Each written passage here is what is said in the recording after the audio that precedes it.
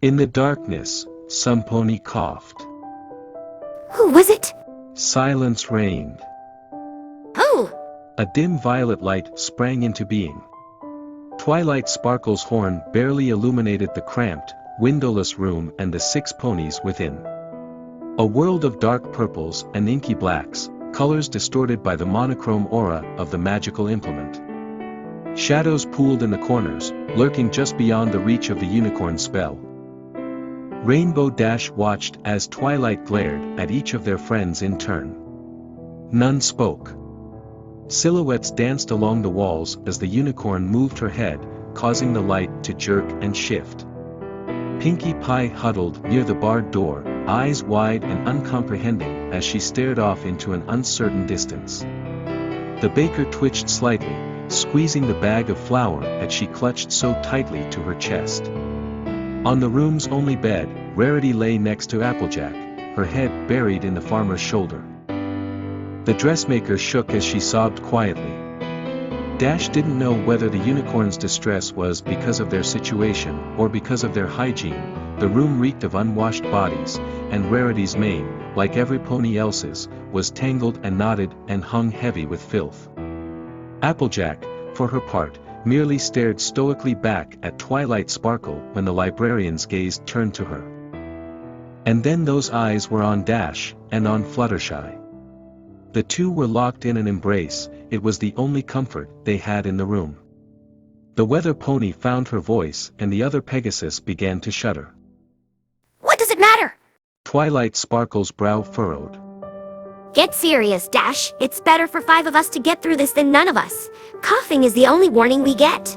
Fluttershy's whisper carried well enough in the enclosed space. Couldn't we, wait and see? It could just be dust or a cold. Please. I really wish that we could risk it, Fluttershy. Twilight said, the sharp edge of her voice softening slightly. But there's no going back once it reaches the final stage. You saw what happened out there. Do you really want that in here? Applejack sighed, then spoke up. She's right, Sugar Cube. It's not contagious until the end. We got a choice to make. 1 death or 6. Rainbow Dash gritted her teeth. Isn't there anything that can be done? Can't your magic cure it? Stop it? Slow it down? She paused, then added in a hoarse whisper. Anything? The unicorn shook her head. Even the princess can't cure it. She can only contain outbreaks that do happen. Every carrier has to die. That's the only way the rest of us can be safe. The only way the rest of Equestria can be safe. You know that. Dash, time matters here. Why are you stalling? The weather pony's mouth worked, but no words came forth. Fluttershy's voice, suddenly confident, filled the gap. I coughed. It was me. Rainbow Dash gaped at the other Pegasus, eyes wide with shock and horror. The pink-maned mare turned to look at her and spoke, once again hesitant. It's okay. It'll be okay. I can lie with myself if any of you died, and I could have prevented it. It's better this way. Dash shook her head slowly, and whispered a single. No. Applejack's voice was grim. Her mind's made up. It's a tough choice, but Fluttershy's got the strength of an ox on the inside. How is she going to? The Pegasus trailed off. Twilight Sparkle sighed and slumped to the floor. We don't have any weapons, and I'm not trained in combat magic. Even if I were, it can't be me. It has to be you, Dash. What? Why me? The unicorn looked away. I know you well enough to realize that you'd never just stand aside and let one of us lay a hoof on your filly friend. Maybe intellectually you'd know that it's necessary, but your emotions get the better of you. Ask yourself, if it has to be any of us, would you really want any pony but yourself too? Rainbow Dash rose to her hooves. You're right. The mare's voice was hollow. She took a step away from the other Pegasus. Applejack spoke. Fluttershy, sit it up and put your head up against the wall. It'll be a mite. The mare choked back tears. Wake her. I'm so sorry, Rainbow Dash. I wish it could be any other way. The rainbow-maned Pegasus looked over her shoulder to meet the eyes of the mare she loved. Fluttershy had taken the Earth Pony's advice. They stared at each other silently for a moment. Eventually, Dash found words, as insufficient as they were. I'm sorry. I love you. I'm so sorry.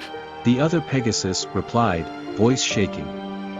I love you too, and I forgive you. It's better this way. Just make sure some pony takes care of the animals when this is all over, when everything is back to normal. I promise. Whispered Rainbow Dash.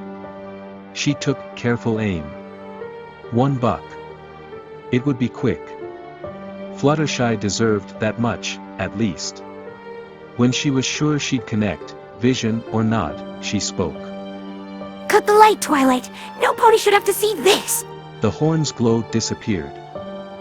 Years of running and kicking clouds had honed Dash's muscles. She reared up on her front legs, gathered all her strength, and kicked out. She connected, and a dull thud was accompanied by the sensation of warm droplets splattering across her flank. It was followed by a high-pitched moan from the agonized pony behind her. Rainbow Dash reacted to Fluttershy's continued suffering without thought.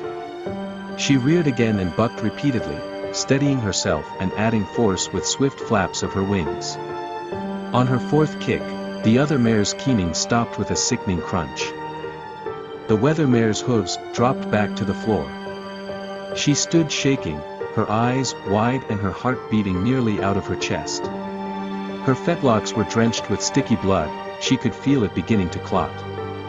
She wondered despite herself whether the mess would stain, whether her coat would always bear the red residue of her deed. She wept quietly to herself. Silence reigned. In the darkness, some pony coughed. Every pony turned to look at Rainbow Dash. She opened her eyes widely and shook her head. Don't look at me! She stuttered. Her eyes darted back and forth as she fought back sobs.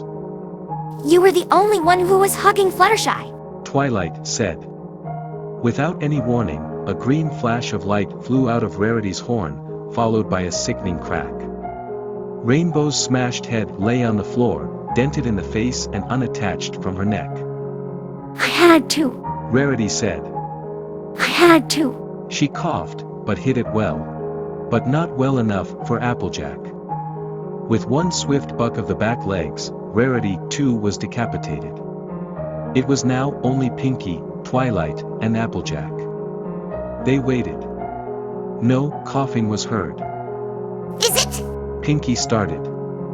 She was interrupted by a low-throated moan. She turned, and Fluttershy, or what they thought was Fluttershy, bit her in the shoulder. Pinkie screamed in agony, and stumbled into the corner. How could this have happened? They knew what happened after the cough, but Fluttershy was dead beforehand. By that time, Rainbow and Rarity had also risen and chased Applejack around the dark room. Twilight was already out of the door and had reappeared with a large knife. She pushed down each pony one by one and dove the knife into their heads. Apple stumbled towards her. Thank you, Twilight. I thought I was a goner. On her back, a large bite mark shone through her golden tan coat. Applejack coughed, followed by Pinkie. Twilight, filled with fear and sadness, quickly choked Applejack and then stabbed Pinkie. Scared that they will come back alive, she burned the rotting ponies. Don't worry, girls. I will give all of you the funeral you deserve. She said, choking back her sobs. Twilight coughed.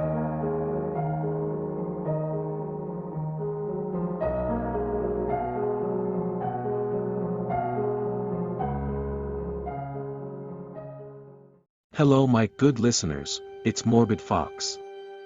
I would like to say a huge thank you for listening to my content. I would love it even more if you could share my content with your friends and family, and don't forget to give it a thumbs up if you liked it, and curse that subscribe button.